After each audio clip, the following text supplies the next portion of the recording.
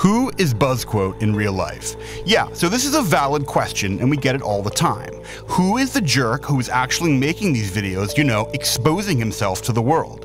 Because we both know that, God knows, I'd rather be curled up by the fire at the old estate, pups around my ankles, maybe having a gin and tonic or a joint. But seriously, if you want to know who I am a country gentleman.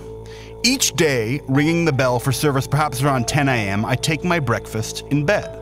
Following that, I saunter down to my living room and I start to think about what sort of video I'm going to make that day. Sorry, that's not what I meant to say. What I meant to say was that I venture forth out on my veranda and I look out upon my lands. And my lands, I really must tell you, several acres of forest, agricultural lands, a small village of bonded peasants. No, but really, my name is Buzzquote. My name is Buzzquote.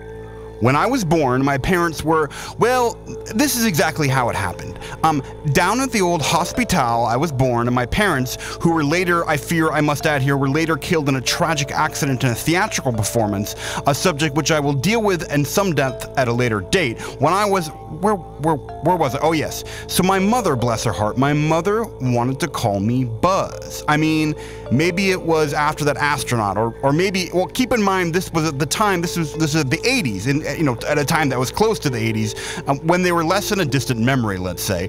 Perhaps it was in reference to some putative haircut that I might get, some sort of preferred hairstyle in her camp. So my mother wished to call me Buzz, and my father, on the other hand, well, my father, he was actually on a business meeting at the time somewhere in Ontario, I think having to do with the redevelopment of the Ontario Waterways Commission of Commissions. Or let's just say something to do with the Waterways Commission executive pool vis-a-vis delivery of the product at the time that product should be delivered.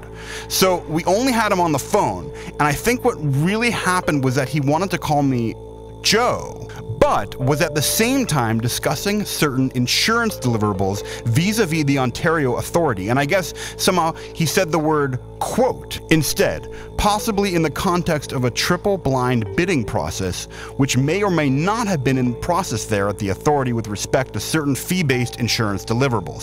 So he said the word quote in the end, and she said the word buzz, and these two text strings, words if you will, were somehow concatenated, somehow combined, so that my full name came out as Buzzquote. And that's me, Buzzquote.me.